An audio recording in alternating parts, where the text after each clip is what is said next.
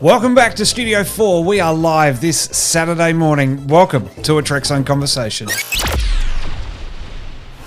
Matt Miller with you, and it is a very good morning. Aaron Vanderkley will be beaming in live shortly to bookend the world premiere of his return to fan films in Beyond the Sun. First, though, let's recall a Trekzone live tradition and bring you the journey from idea to premiere as only told by Trekzone, the home of Star Trek fan films done right.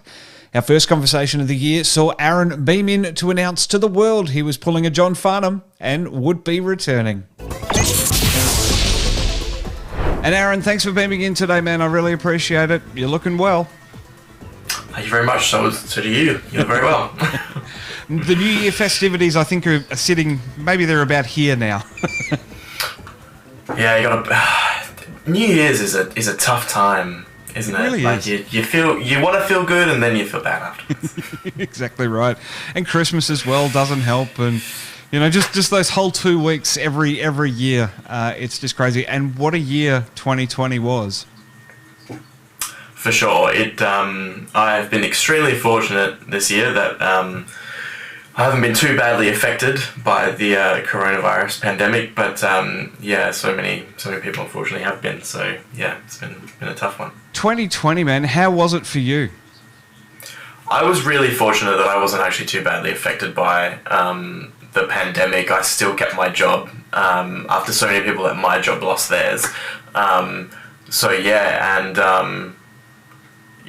just carried on working as normal. And life, we're very fortunate in Western Australia. It's probably the safest place in the world at the moment. That life is pretty much normal. You can still go out, still go to clubs, still go to restaurants, still go to the shops. There's not a scarcity of food and supplies and toilet paper. It's been pretty okay. And touch wood, it continues to be okay here. It's funny, been watching it around the world and looking at how our government handled this crisis, this pandemic, and just how different it was done around the world. A real testament. And I'm no Liberal lover, no Scott Morrison lover, but I tell you what, he did. Him and the state premiers did a brilliant job of keeping many of us safe, and we're able to enjoy what we have now, and I think we had a relatively normal Christmas and New Year break. Oh yeah, absolutely. I think we are so fortunate that we're able to come together and celebrate and see family and be in touch with family, because so many people have, especially in Australia, have families spread across the country. So the fact that people can come together and celebrate and see each other after 6-9 months of being apart is pretty special. All right, well, the reason that we're doing the Where Are They Now segments this January is all because fan films kind of rightfully took a bit of a back seat in 2020 as people focused on staying safe. But that is by no means a saying that they completely disappeared from people's radar. Gary Davis is coming up in our mini-series. He was releasing some fan films and also having ideas as well. Gary O'Brien in a few weeks, Nick Cook as well. All got ideas bubbling, all got fan films bubbling away. And as I understand it, in a bit of a Trekzone exclusive, you have something bubbling away as well. I do. So I'm very happy to announce that we'll be doing another 3 Star Trek short films in 2021. We decided to do 3 this time just because 5 was a bit of hard work last time, so I think 3 is very manageable. But these stories are set in the Voyager era, I suppose. They're not set on Voyager, but they're in the Voyager era. And the first story is called Beyond the Sun. And we hope to start shooting that in February, late February, early March. This is very cool. So 3 fan films this year, produced and released this year, or definitely produced this year? I would like to get them all done this year. I've already got a plan for the second one, and I haven't thought about the third one yet. But yeah, it would be cool. Depending on what happens for me during the year work-wise, I would love to do all 3, but we shall see. But definitely one, and it's called Beyond the Sun, and we'll start shooting that soon. Hey, can you give us a bit of a tease of what this one's about? Basically, a routine sort of rescue mission to save a group of pilgrims opens up a moral quandary between faith and science for the crew of a particular ship, and there's one crew member in particular who sort of can't stand by and has to intervene. So it's a bit like 30 Days from Voyager, where Tom Paris gets reprimanded for an action that he takes. But yeah, and this story was inspired by, I was sitting at work. I was also doing, apart from my normal job, which is in marketing and filmmaking, I was also taking on admin work as well. So I was sitting there one day bored out of my mind, and I thought about this story. And this one's more like a traditional like Star Trek with a moral type story. So we're exploring the relationship between faith and science and I guess the idea in Star Trek that they've got this prime directive and they can't interfere in the affairs of another culture, and what that, I guess, kind of ethically and morally, how that sits with somebody to sort of take a step back when they know something might not be right. Well, with your 5 Enterprise-era fan films, they all had a bit of an overarching storyline that was resolved in the fall of Starbase One. Is there going to be something similar here with the 3-episode arc, or are they standalones? They're probably going to be standalones. I haven't really thought about doing an arc this time. I think the arc made sense because Enterprise had an arc, whereas because like what I'm interested in doing is producing shows that are of that era, and I don't really think Voyager had an arc per se, so they will probably just be standalone stories. But we want to like light at the same. The set design is going to be similar to Voyager. It's about capturing that mood of that show, basically. And have your parents agreed to relinquish the garage once again? They actually don't know about this. Surprise, Mum and Dad! So when it gets to a month before shooting and I say, Mum, I need you to make some mock undershirts for the Voyager overalls, she'll know that.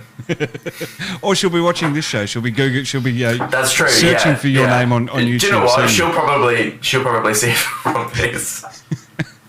That is brilliant. I just love how you go about making the fan films. Coming out to the set of Starbase One, just incredible to see what you can do in that double garage. Is just brilliant, and the set storage as well out on your back patio. I should actually ask: are those Enterprise sets still there? No, they're gone. So once we finished Line of Duty, I actually did keep just enough set pieces to do a 6th film. I was going to adapt a short film that I did, but I just couldn't crack the script.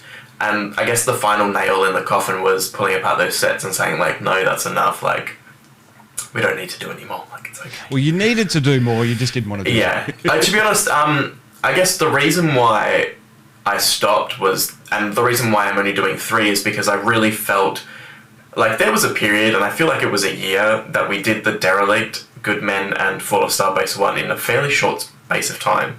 And I really felt the burnout, and I needed a year gap to then do Line of Duty. And Line of Duty, I like threw everything I could at it, set-wise, costume-wise, script-wise. We had more actors than we had before, more sets and locations and costumes and props and things like that, and it was very taxing. So the time between now and then, I think, has been enough to sort of want to do it again, rather than feeling like you have to do it again. And being confined, WA was pretty lucky, but being confined with a pandemic looming over the community, and you're sort of changing the way you sort of live a little bit, recharges the batteries. It's funny, we both haven't stopped through the pandemic with work, but we've been very lucky in that regard. But not sure about you, but I certainly have felt a bit of a recharging, a re-energising of our hobbies to do them even bigger and better. Yeah, I think when you lose the ability to do something, when you can't go out and make a film and stuff, it makes you want to do it. So I also feel like that it's almost like you because you're stuck, you just want to get out and do something, and that's definitely what I felt like. I bashed out 2 scripts over like a week during a sort of bad part of the pandemic, and that first script I probably would have done had we not been in this situation. And to be honest, thinking back about it, I probably still could have shot some short films. In fact, I did, not Star Trek ones, but I did shoot short films while this is going on. Because again, in WA, we're very lucky, can still make films. So yeah, I kind of wished I actually did take up the initiative to do some Star Trek films. But at the same time, you're worried that next week everything's going to fall back in on itself and you won't be able to go out and you have to cancel your plans. And when you spend money on hiring locations and paying actors and crew and stuff, you kind of worry that it might all be for nothing. Yeah, there's just that looming threat over your head where, and it's funny, you know, like we especially Trekzone, 7 days a week this year, that was an idea born out of the pandemic. New fan films born out of the pandemic, for everyone that we're going to chat to this month. I think that it's just been, as you said, that thing where, because we really haven't had the certainty to be able to do it, we've wanted to do it even more, and it's sort of carried through for us. So really interesting to hear that everyone that we're chatting to this month has projects on the horizon, and for you especially, Aaron, I know that you were very adamant when we were over in Perth that this is it, the 5 episodes is it, not doing any more. It always just sucks you back in, doesn't it? There's just something about it, you know. Star Trek fan film can't make money, can't really promote it to the hill, as it were, but there's just something about them, isn't it, that keeps you drawing in. Yeah, and I also think, to be honest, the time that I did the last one, I'm not sure whether Discovery was out. It might have just started, but we've had Picard, we've had Lower Decks. There's so much Star Trek content, and it kind of inspires you to do something and to contribute to something. And especially when you see something and you're like, I probably could have done something different there, or I probably could have done that better, or I wish they'd gone this way. Like it genuinely inspires you, and I think we've been very fortunate. Especially this year, that there actually has been so much Star Trek content, that we've had 3 seasons of 3 different shows. Like it's incredible. So yeah. And it's something that's never happened in our lifetimes. True. Well, Aaron, behind the scenes, you have the cast locked in. We don't want to spoil anything just yet. Going to leave that for your Facebook followers and Twitter followers as well. People should find you on social media to keep up to date with the very latest of what's happening on the production. But, of course, come back to Trekzone for the exclusives that you're going to give us through the year as these productions happen. Absolutely. Well, there's 3 of them, so I got to go somewhere. Exactly right. Aaron, love catching up with you. Happy New Year, man. Looking forward to staying in touch this year as you return to the fan film journey. Yes, watch out. Aaron then proceeded to get stuck into production, with casting announced later in January and principal photography happening soon after. So you don't need millions of dollars and a legion of dedicated blind followers and a warehouse. Anyway, Aaron returned to the show at the start of March to announce production had been completed and work was beginning on the edit, including visual effects by Mr. Sam Cockings. Aaron, welcome back to Trekzone, my friend. Thanks for beaming in this morning. Some exciting news for you as you're progressing through Beyond the Sun. Yes, so on Friday, Saturday and Sunday, last Friday, Saturday, Sunday, we completed principal photography of the short film. So it was a 3-day shoot, all in a row. It was very exhausting. I don't think I've worked harder in my life before. But it's all in the can, it's all done, and keep progressing through. It is incredible. So just those 3 days to make the whole fan film? Yeah, so to usually film it, at least. in the past, I would produce on consecutive weekends, just because everyone's availabilities. We have often lots of big sets which we need to turn around in a very small space. So it's better to pace it out. And certainly for Line of Duty, we shot that. There was 5 shooting days, and we pretty much shot that over 2 months. It was very pacey. It wasn't very pacey, and it was manageable. Whereas this one, because of availabilities and especially because of the COVID situation, because here we thought we were fine, and then all of a sudden we went into a snap week lockdown, and so I was also a bit worried that might happen again. So as quick as we could get it done, got it done. Yeah, and a long weekend certainly helps as well for availability, making a fan film. So you had the 3-day weekend to get everything done. As you say, it was busy time, but did you get everything done with relative ease? Yeah, there was a few hiccups along the way. We had a few people drop out of the project the week before, the night before, on the day, or didn't tell me at all. So that was a little bit stressful because everyone that's already doing 50 million jobs has to take on an extra job or has to become an extra. To the point actually where my parents became extras. Yes! We were lower numbers. So yeah, I'm sure they were thrilled. Thank goodness for parents, but hey? yes. Actually, my dad was really quite excited, and he added bits and pieces to his extras costume because he was that excited. So there you go. Thanks, Dad. But yeah, so apart from that, on the second day, one of our actors had a car breakdown, so that sort of pushed us back. So everything that could potentially go wrong sort of went wrong, but we got it all done. You know, we may have been running an hour or two behind, but we finished an hour or two early. So. And having said all of that, Aaron, and I can imagine just how stressful that whole situation would be, do you regret getting back into Star Trek fan filmmaking at all? Oh, not at all. I think it was, I needed that gap. I really needed that break because I really did feel burnt out from doing the 5.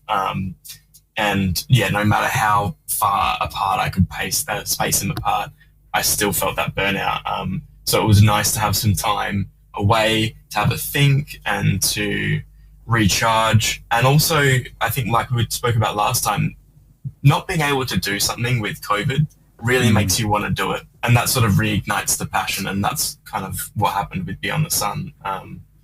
So yeah, I'm thrilled that it's done. It from in camera, it looks really great. It looks really different. All the guys that have worked on it have said, you know, this may be your best one yet. It's much more sort of intellectual TNG conversation type story as opposed to the action based Enterprise ones.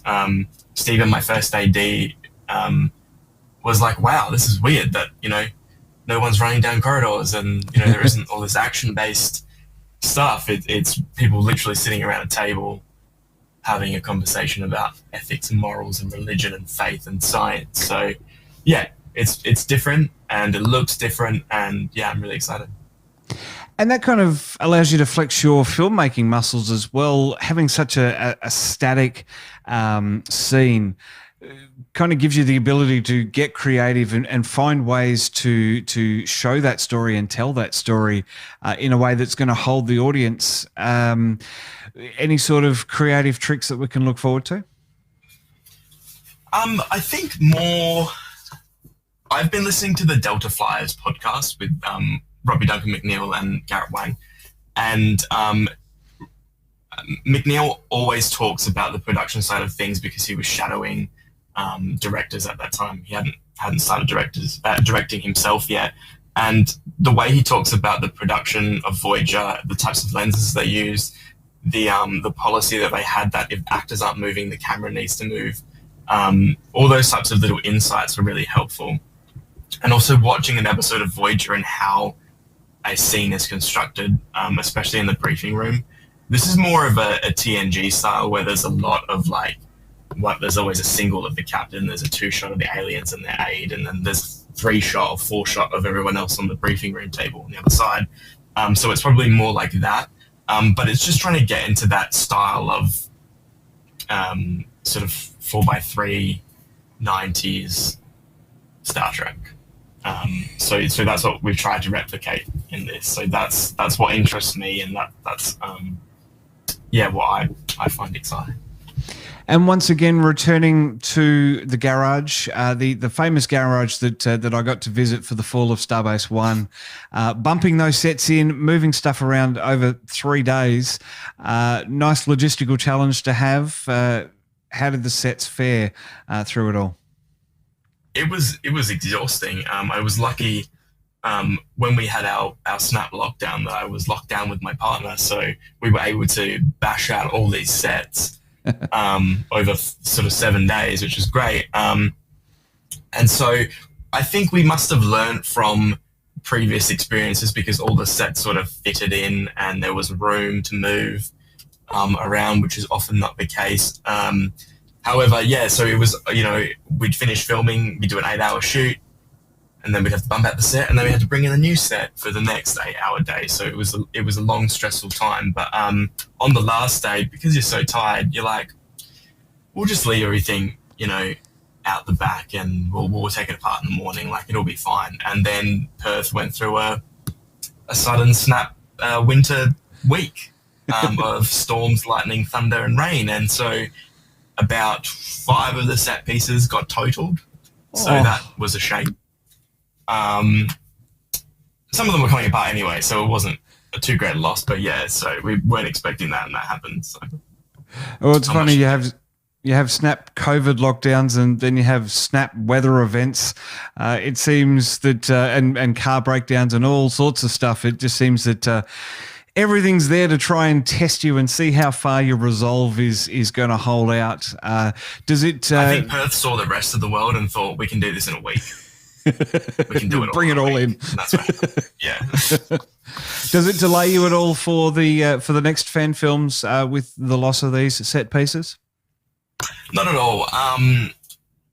Next one's going to be on location, so there is no worries about set for that.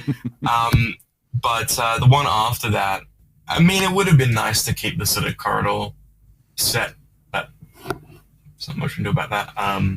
But yeah, I sort of haven't really decided what I'm going to do for number 3. I have a vague idea, but not a concrete, so it hasn't really affected us at all. You can always just write in a line of dialogue about how the ship got retrofitted at Starbase 37. And that'll solve any inconsistencies. Obviously, post-production now, what's the sort of time frame that you're looking at to get this cut and hopefully out to the world?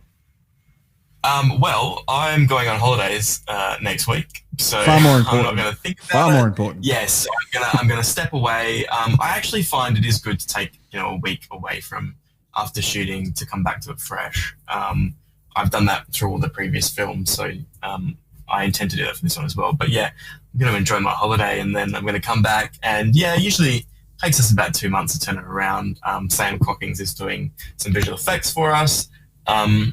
So yeah, depending on how that all comes together and how the edit comes together and the color grade and the sound mix and all that. It is really cool that Sam is jumping on board to do visual effects. The go-to guy for visual effects of Star Trek fan films, as we've talked to him about in the past. So really looking forward to how everything comes together. Congratulations on getting principal photography done. Despite everything, you've made it, and now you can take your lockdown haircut and your beautiful partner and have a holiday. Thank you very much, man. I appreciate it. Aaron, it's always fun to have you on Trekzone. Looking forward to having you back as Beyond the Sun gets further down the production pipeline. So we will catch you again real soon. Thanks for being here, man. See you later.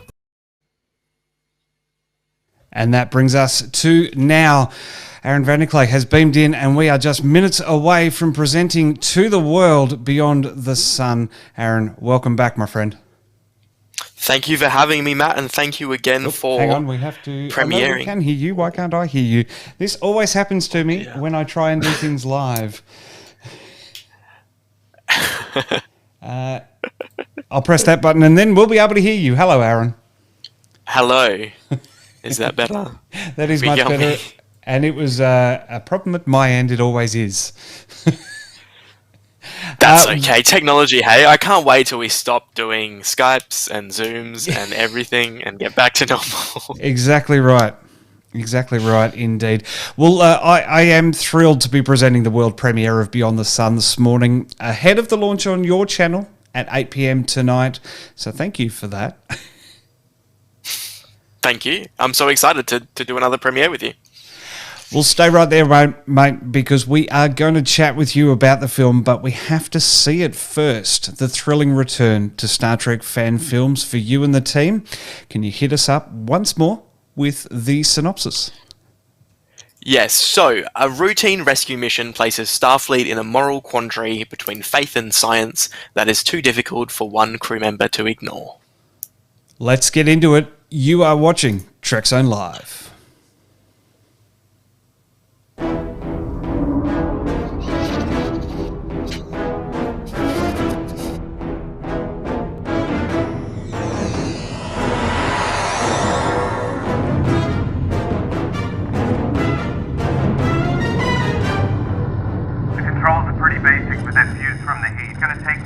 Bypass.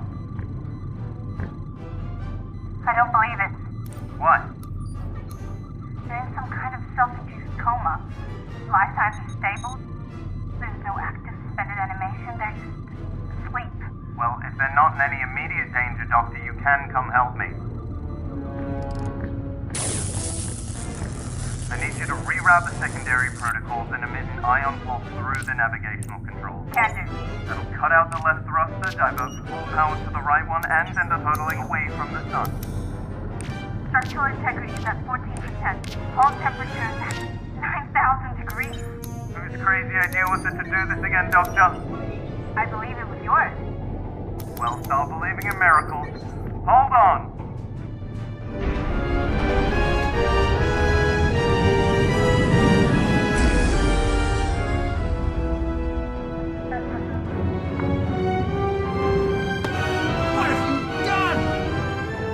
Stopped us from reaching the place of perfection.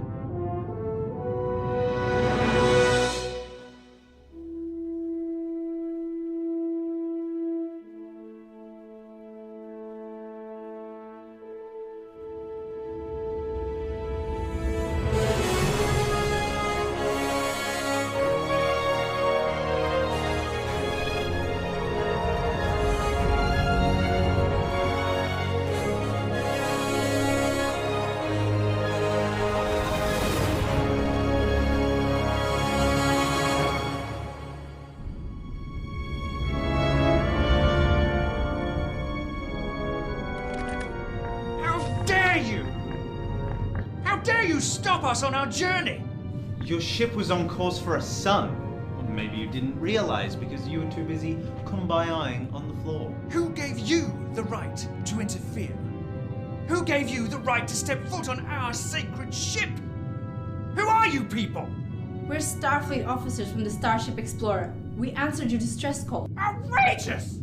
Totally outrageous! If it's so outrageous, then why did you send out a distress call? What did you expect was going to happen? I didn't send out a distress call. Why would we? We aren't in distress. Lieutenant! Look at this.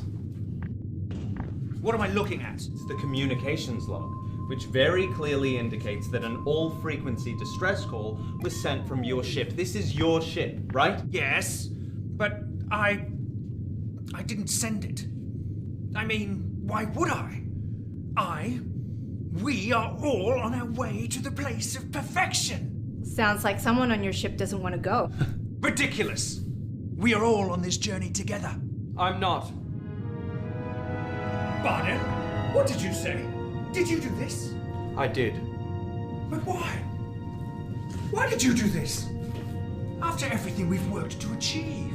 I don't want to go to the place of perfection. I don't believe in it. I don't want to die. What do you mean? Where were you headed? Into the sun. To the place of perfection, as they call it. The only place you'd be going is a shade of crispy bacon. It's how we will reach the place of perfection. Mass suicide. How dare you! How old is this kid? 16? And you're sending him to his death in a sun? What kind of adult are you? I am his father and his spiritual leader. And I know what's best. I request asylum. What? You want what?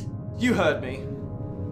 I don't want to be a part of this journey any longer. Barden, don't you do this to me. Don't you dare do this to me. Back off. Lieutenant! Don't you take my son. Okay, I think everyone needs to calm down. Clearly we've interrupted something. And until we figure out exactly what is going on here, I suggest we head back to our ship and discuss this further. Lieutenant. Sounds like a plan.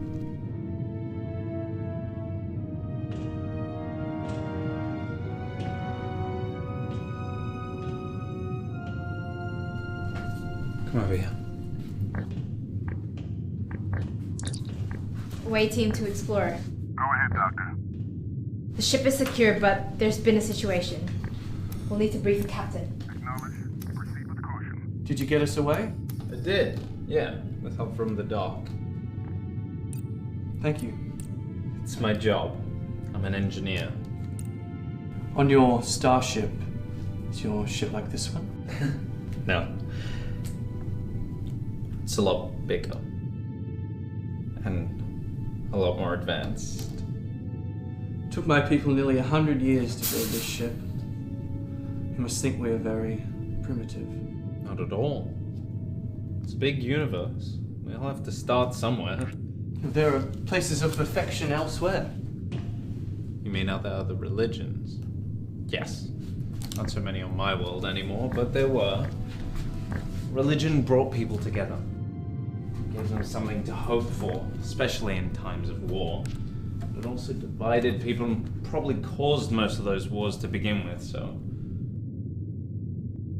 I'm not selling this well, am I? No, not really.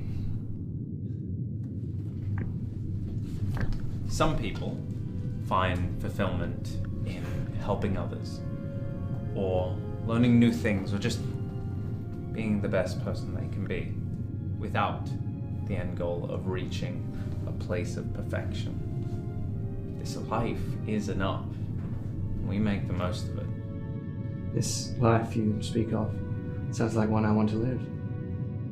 Well, if you're with us for the long haul, you can experience it for yourself soon enough. So the captain will let me stay. Well, she wouldn't want you to die. And the others? Well, she wouldn't want them to die either.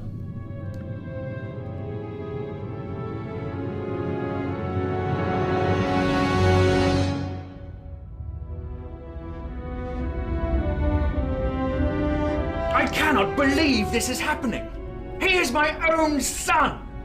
How can you even consider his request? Who are you people to interfere with our lives again? Starfleet takes a request like this very seriously. But we're also here to listen to both sides of the argument. Perhaps if you could explain your religious beliefs... Explain? I shouldn't have to explain my beliefs to you, Captain.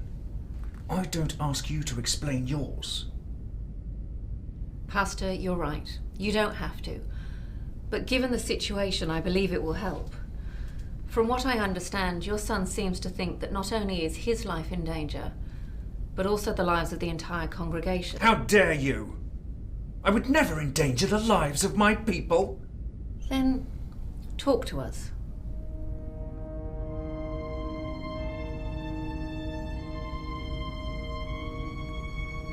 For many generations, my people have lived in the cold and the darkness, until the star appeared to us. It opened our eyes to the world around us, warmed our hearts, and lit a path to the place of perfection. A place my people have been determined to reach for nearly 100 years. I see. And your ship is the first on this journey? Yes. This is the first of 20 ships, all full of willing people of open heart and open mind, to reach a place they know they deserve to be. They don't deserve to die. No one will die. How do you even know a place of perfection exists? Because I believe. Pastor, what you consider to be a place of perfection, my people have believed, have known as a sun for centuries. It is a source of light and heat and provides life to planets in many systems across the universe. There are more places of perfection? There are more suns, yes, just like yours. In ancient times on my own planet, the sun was worshipped, just like yours. But those beliefs developed once people understood the science behind its wonder. Did your people ever reach the sun? To study and to learn from, yes. But not in the way you and your people intend to. Then we will be the first. It's no use, Captain. He doesn't understand. You will not stop us on our journey. Gentlemen, please. Let me explain this from our perspective, Pastor. Starfleet has a strict non-interference policy, a prime directive that applies to species who we consider not reaching a certain level of technological advancement. However, because of your son's distress call, that policy has been broken. Starfleet is also not allowed to interfere in the internal affairs of another culture, but again, we have been asked specifically by your son to offer asylum and protection. Which in this instance, we feel compelled to do. I have no wish for our journey to be held up any longer. You have made your decision, and I have made mine. And I am very disappointed in you, Barden. Please take us back to our ship.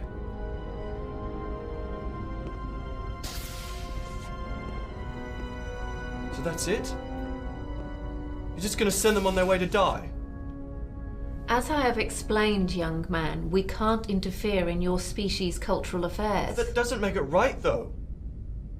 I know this is a very difficult situation for you, but I want you to know you have the full support of this crew. Thank you, Captain. I just don't think I thought through what I'm supposed to do now. We have people and services aboard ship that can give you your options. You're not limited here. Doctor, will you show this young man to guest quarters? Of course. Come with me.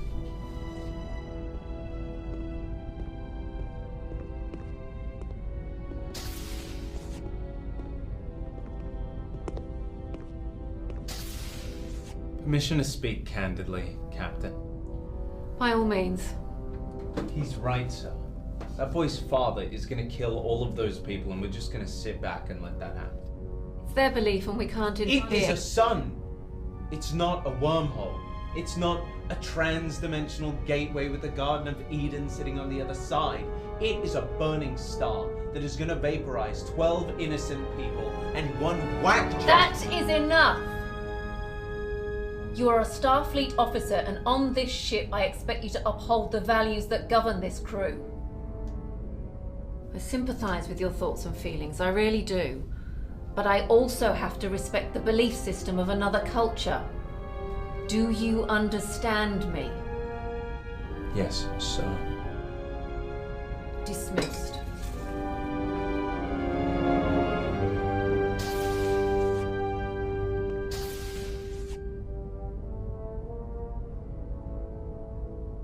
Starfleet has a lot to offer in inquiry. The Academy has courses in astrophysics, engineering, exobiology. Maybe. Of course, you don't have to go to the Academy. You can always just enlist and head straight out to technical services. Great. Sorry, you don't have to decide straight away. On the bright side, you chose the right ship to be stuck on. Short-term planetary research, there's a lot to see, so hopefully something inspires you. Fun. I'll take him the rest of the way, Doctor. Of course. I wish it was under better circumstances, but welcome aboard. Look, I know you're disappointed. The captain understands, we all do. But there is nothing Starfleet can do to stop your people from going on their way. Your Starfleet calls themselves enlightened because you follow science. Yet you're just as prepared to watch as the misguided fly themselves into extinction, all because it doesn't align with your principles. So you see, you really are no different than the rest of them. I might as well get back on my ship. No! You have so much life ahead of you. Do not throw it away. Please. Then help me. I can't. I think I can find my own way back to the guest quarters.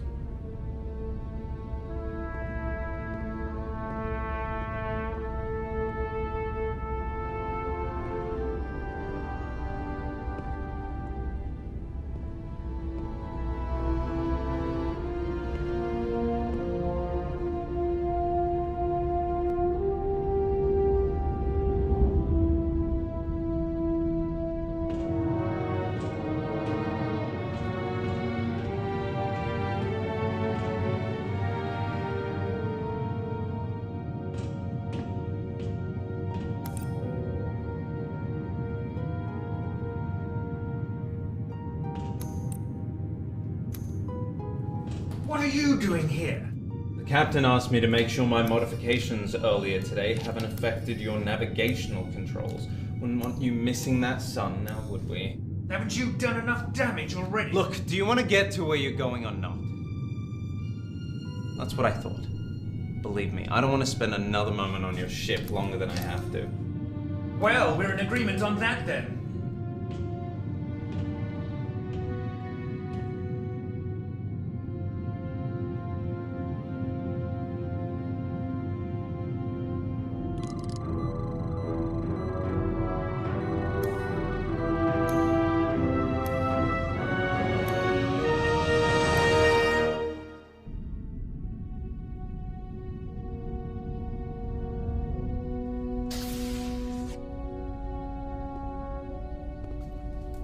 You wanted to see me, Captain?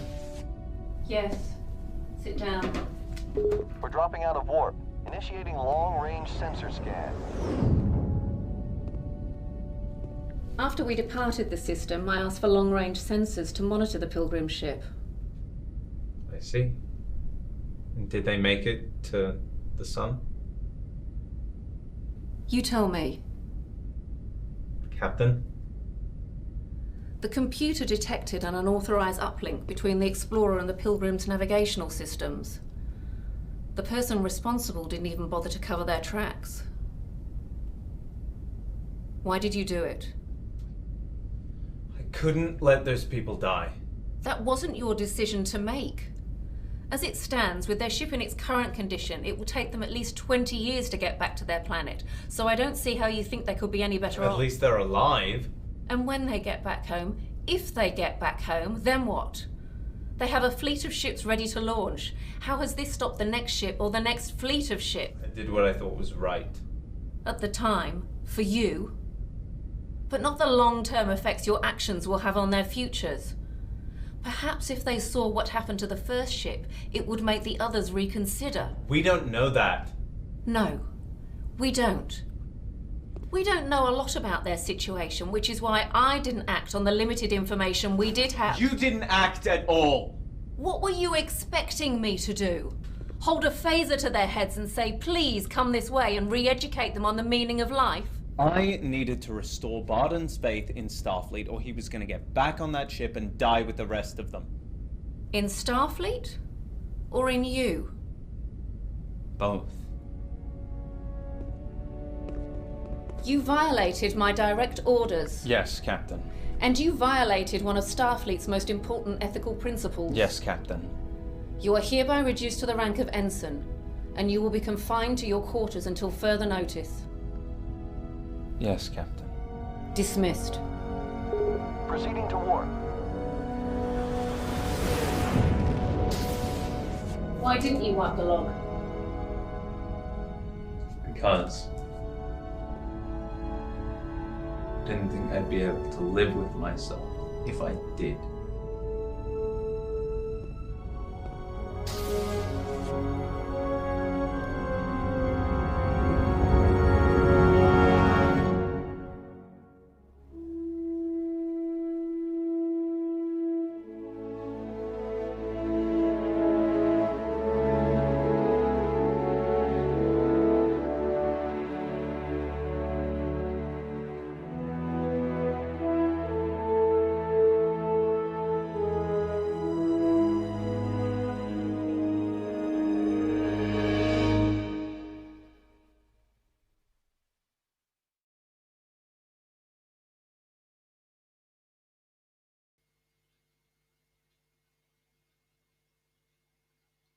If I turn my microphone up, Aaron, holy schmoly. You enjoyed it? That was amazing, my friend. Well done. Thank you. Now, I have my script here, an awesome fan film, and I kept the surprise even from myself. That is the first time I've watched it all the way through. Oh, okay.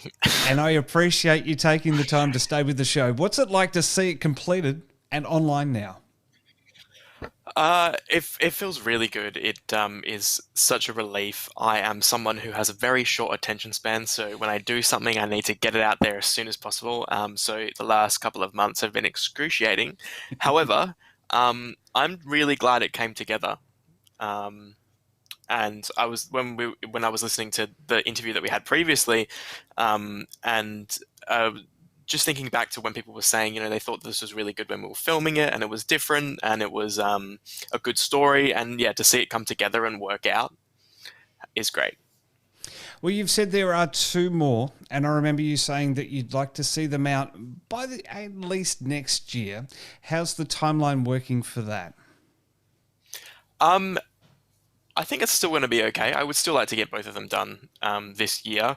I've another thing that I was listening when we were listening to the other interview was my plans have changed so much for those other 2 stories. I've gone through at least another sort of 2 breakdowns, and now I'm on to my 3rd for film number 2. So probably no longer going to be on location. But I've got a good solid idea for that one. So a few things have changed, but it's still exciting. Very cool. Well, looking back on the production of this one, we heard our March chat earlier how people had pulled out and not given any notice. What was the hardest part of getting this film together? I think just fighting that anxiety, the COVID anxiety that something would happen and we would have to cancel it or postpone it, or we'd be right in the middle of the production. Our last rehearsal date, Perth went into a snap lockdown, and it was just that fear that if that carried on for the next month or next two months or 3 months, this project would be flat on its butt. So really, that was the challenging part, fighting that anxiety. But other than that, I learned a lot over the last other 5 films, and what I'm capable of and what I can achieve. It was just trying to push that, but also be logical about it. Well, let's flip that on the head now. And what was the standout moment from this film? I think for me, seeing it, tricky ones for you on a Saturday morning.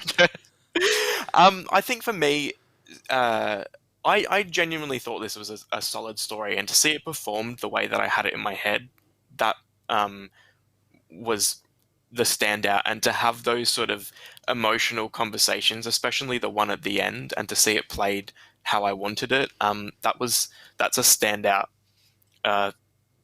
thing for me. I grew up watching Voyager, and Voyager had those difficult moral dilemmas, and to present something like that and to see it performed beautifully is the best part. It must be incredible as a director sitting on the set and watching those scenes play out with the actors, especially with something so emotionally driven. Your Enterprise series films were a little bit more action orientated. To actually have these scenes where characters are talking and discussing minutiae. We talked about it in the earlier podcasts, how you can sort of get a little bit more creative with shot selection and stuff like that. But as the director, and I found this as well, making my fan film, to hear those words come to life on the script. What's that like to pull these actors in and have these 3 shoot days? My favorite sort of day filming actually was the briefing room scene. That sort of ended up being quite a tight set. So I was sitting at the end of the table, basically where Max, who plays the engineer, was, and I was watching and sometimes reading in for the other actors. But yeah, I almost felt like I was taking part in that scene, and it was coming alive, and I didn't have to watch it on the monitor because I felt how it was supposed to be portrayed in real life. So that was amazing. But it's just great to see things come together and to be surrounded in an environment that is, it's a briefing room. So it feels like somewhere else, and just like the Pilgrim ship felt like somewhere else. So to be immersed in that environment and to see people playing, I guess, in that environment, that's really great. Well, for me, it really captured the essence of Voyager, which you said has been your goal all along. And same with the Enterprise era films too, feeling a lot like Enterprise. What was it like on set to change eras? Obviously, your same crew with you, Clayton as the director of photography, and the other guys as well. Was anything done different? Did you learn anything from the Enterprise films? I think it's a completely different beast, to be honest. The production design part of it is a huge aspect of making it look different and approaching it differently. Even with like the grade, when Clayton was doing the grade, I gave him a copy of a couple of screen caps from Voyager and saying, well, this is how I want this ship to look. And in Voyager, a lot of the alien ships have dramatic lighting and smoke to differentiate them from Voyager, which is lit quite flat. Which was so great about Enterprise because it was dynamically lit. There were real lights built into the set, and that's kind of what we did with the Enterprise films. Whereas this, it's trying to make it look real, but also not flat. So, yeah, it's a learning curve. And again, to think about the types of camera angles that they would use and the types of lenses they would use to achieve those shots. I originally wanted to do this in 4:3, but I think it just killed it. So I kept it as we shot it, like in widescreen. So there's so many different little production aspects that no one would think about unless you unpick a episode of Voyager and try to replicate it. So, yeah. Well, another thing that really added to the production was the CGI. Sam Cocking's getting on board and actually putting a title sequence together. I think that was an awesome touch as well. What was it like to add in the CGI as another element, as another character almost, having the ship to the film? Yeah, so right from the start, I wanted the visual effects shots that were written into the script. Unlike the previous films, they weren't written to the script. And yeah, I approached Sam and he understood what I was trying to do. In some cases, Sam has access to the original assets from the show, so he sort of knows how it's supposed to look, how it's supposed to feel. So yeah, it was great to work with him. He doesn't require any direction. You just like give him a stage direction and he goes and does it, and then you're like, that's how I wanted it. But yeah, and the other thing that Sam actually pushed for, which I'm glad I did, was the title sequence, because before I used to just have the title card come up on black. But I want to sort of the next two films will be set on the same ship. So I want to have something that sort of ties them together, and that title sequence will reoccur. It absolutely does. And like I said, it really makes the ship a cast or a member of the crew, as it were, of the production. So we get to know it a little bit better. I didn't quite catch it. Is there a name for the ship? Oh, so it's the USS Explorer. So when I was a kid and I watched Star Trek, I had a little sort of binder book that I drew out stories and stuff like that. And the ship that I had was the USS Explorer. So brilliant. It harks back to being a kid, and that's kind of how I wanted the ship to look. So it's exciting to see, I guess, your childhood develop into something tangible. Well, I'm looking forward to staying in touch with the next two, my friend. Thanks for letting us premiere Beyond the Sun today, and everyone can catch the full quality version on your channel from 12 p.m. UTC. That is, of course, 8 p.m. Perth time tonight. Aaron, thanks again, and we'll talk real soon. Thank you so much, Matt. Always a pleasure. Keep up to date with Twitter. Catch new podcasts daily on YouTube. Plus, we're beaming to your favorite podcast app 5 days a week. Just search for Trekzone and subscribe.